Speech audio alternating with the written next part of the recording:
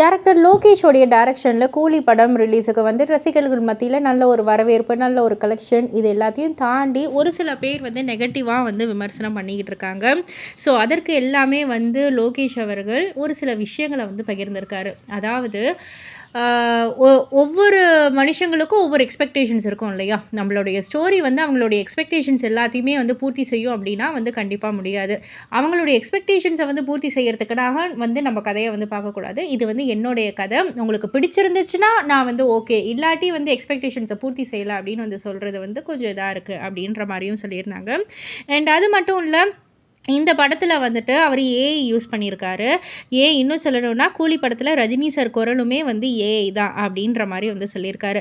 அதனால எதிர்காலத்துல திரைப்படங்கள்ல ஏஐ பயன்படுத்துவது உதவியா இருக்கும்.